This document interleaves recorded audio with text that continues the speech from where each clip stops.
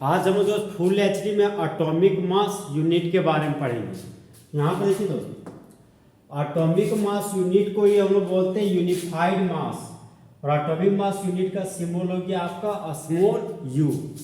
यहाँ पर देखिए दोस्त, एटम, मॉलिक्यूल और आयंस। यहाँ पे देखिए दोस्त, हाइड्रोजन अकेला एटम है, तो हाइड्रोजन जब अकेला रहता है ना आइसोलेटेड स्टेट में तो उसको बोलते हैं एटम। लेकिन हाइड्रोजन जब क्लोराइड के साथ जुड़ जाता तब बना लेता हाइड्रोजन क्लोराइड, तो हाइड्रोजन क्लोराइड आपका मॉलिक्यूल है। मान लीजिए सोडियम अकेला है तो सोडियम आपका एटम है, सोडियम क्लोराइड के साथ जुड़ गया बना लिए सोडियम क्लोराइड, तो सोडियम क्लोराइड आपका दोस्त मॉलिक्यूल है। मान लीजिए सोडियम एक इलेक्ट्रॉन को लूज कर दिया तो सोडियम के मुंडी पर पॉजिटिव चार्ज डेवलप हो गया, तो वह आपका बन गया सोडियम आयन। तो एटम, मॉलिक्यूल और आयन के मास को व्यक्त करने के लिए एटॉमिक मास यूनिट का यूज किया जाता है। अब यहाँ पर देखिए दोस्तों, कार्बन 12 समस्थानिक के एक परमाणु के मास के 12वें भाग के बराबर है एक एटॉमिक मास यूनिट।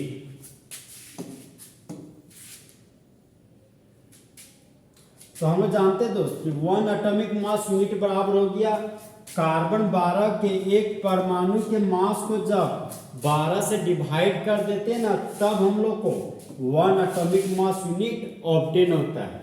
तो 1 एटॉमिक मास यूनिट बराबर होता है दोस्त 1.67 इंटू 10⁻⁻24 ग्राम।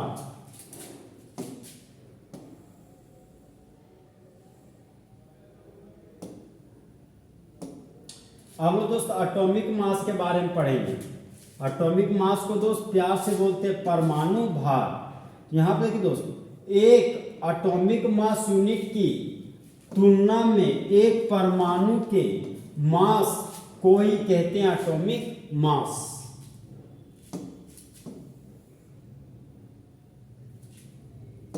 नेक्स्ट पॉइंट है हमारा दोस्त पॉइंट नंबर 2।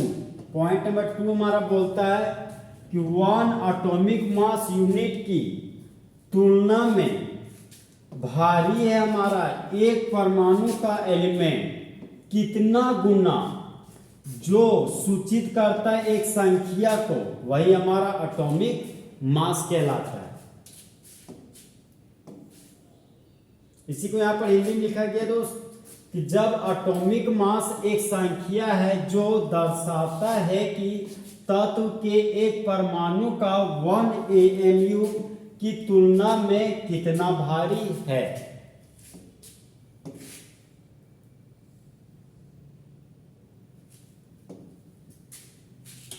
तो एटॉमिक मास बराबर हो गया दोस्त, जब एक एटम के मास को 1 एटॉमिक मास यूनिट से भागा देते हैं तब एटॉमिक मास हम लोग को ऑब्टेन होता है। जैसे एग्जांपल के तौर पर दोस्त, एग्जाम्पल के तौर पर ले लिया हम हाइड्रोजन। हाइड्रोजन के एटॉमिक मास को हम लोग ग्राम में लिखते हैं, तो हाइड्रोजन का एटॉमिक मास को ग्राम में दिया गया हमारा 1.001 इंटू 10⁻⁻24 ग्राम।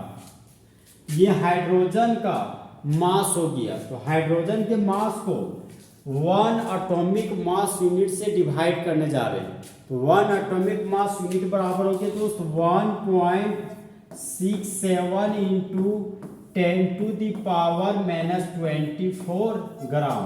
तो ग्राम ग्राम दोस्त राम राम हो गया। यहाँ पर हाइड्रोजन का एटॉमिक मास यूनिट हो जाएगा 1 AMU।